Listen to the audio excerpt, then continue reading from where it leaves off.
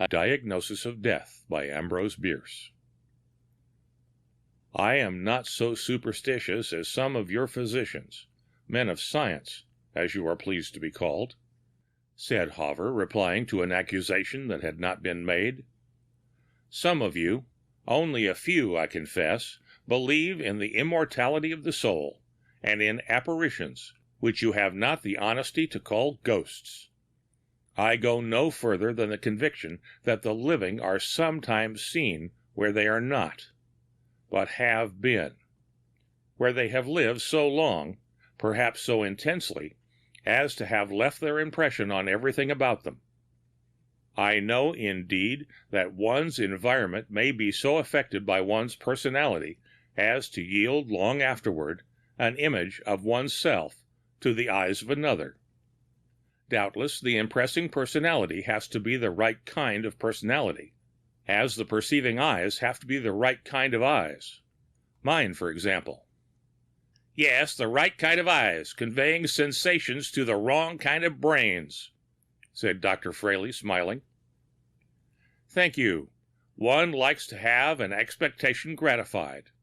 That is about the reply that I supposed you would have the civility to make. Pardon me, but you say that you know. That is a good deal to say, don't you think? Perhaps you will not mind the trouble of saying how you learned. You will call it a hallucination, Hawver said, but that does not matter. And he told the story. Last summer I went, as you know, to pass the hot weather term in the town of Meridian. The relative at whose house I intended to stay was ill, so I sought other quarters. After some difficulty, I succeeded in renting a vacant dwelling that had been occupied by an eccentric doctor of the name of Mannering, who had gone away years before. No one knew where, not even his agent. He had built the house himself and had lived in it with an old servant for about 10 years. His practice, never very extensive, had after a few years been given up entirely. Not only so, but he had withdrawn himself almost altogether from social life and become a recluse.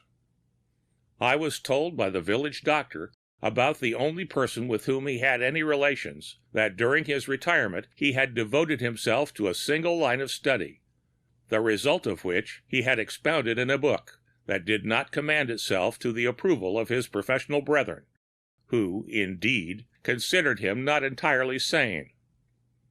I have not seen the book, and cannot now recall the title of it, but I am told that it expounded a rather startling theory. He held that it was possible, in the case of many a person in good health, to forecast his death with precision, several months in advance of the event. The limit, I think, was 18 months. There were local tales of his having exerted his powers of prognosis, or perhaps you would say diagnosis, and it was said that in every instance the person whose friend he had warned had died suddenly at the appointed time, and from no assignable cause. All this, however, has nothing to do with what I have to tell. I thought it might amuse a physician. The house was furnished just as he had lived in it. It was a rather gloomy dwelling for one who is neither a recluse nor a student, and I think it gave something of its character to me, perhaps some of its former occupant's character, for always I felt in a certain melancholy that was not in my natural disposition, nor, I think, due to loneliness.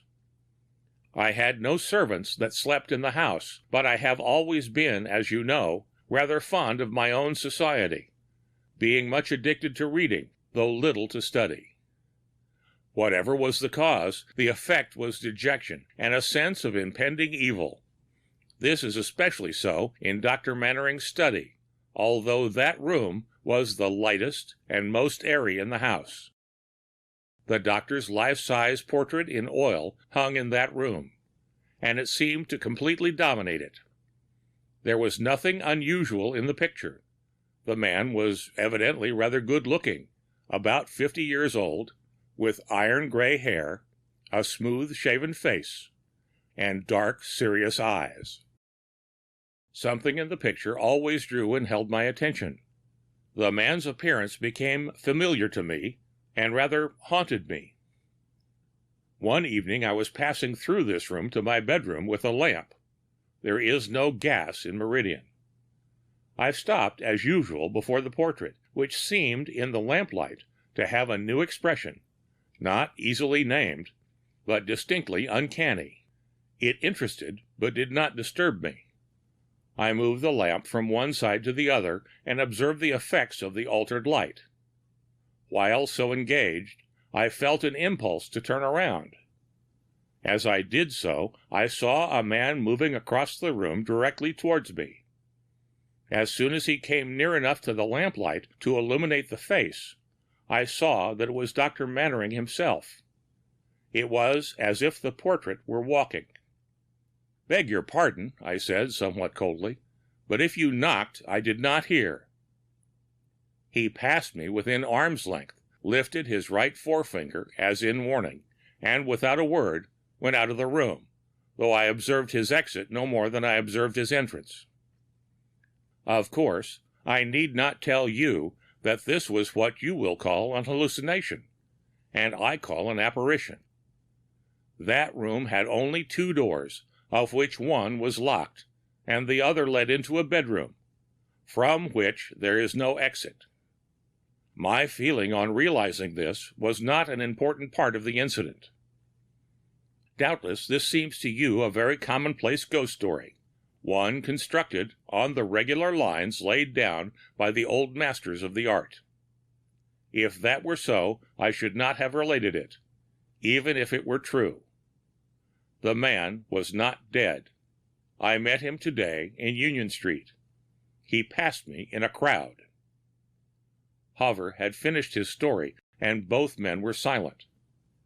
Dr. Fraley absently drummed on the table with his fingers. "Did he say anything today?" he asked. "Anything from which you infer that he is not dead?" Hover stared and did not reply.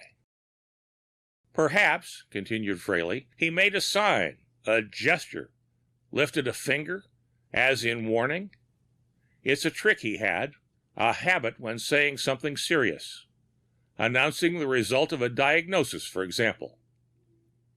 "Yes, he did, just as his apparition had done. But, good God, did you ever know him?" Hover was apparently growing nervous. "I knew him. I have read his book, as will every physician someday. It is one of the most striking and important of the century's contributions to medical science. Yes, I knew him. I attended him in an illness 3 years ago. He died."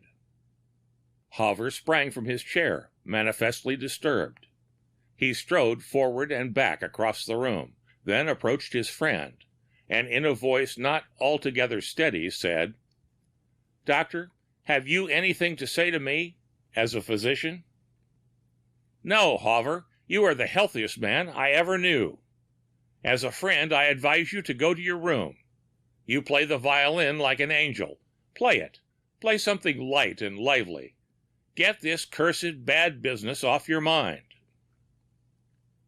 The next day, Hover was found dead in his room, the violin at his neck, the bow upon the string. His music opened before him to Chopin's Funeral March. The end of A Diagnosis of Death by Ambrose Bierce.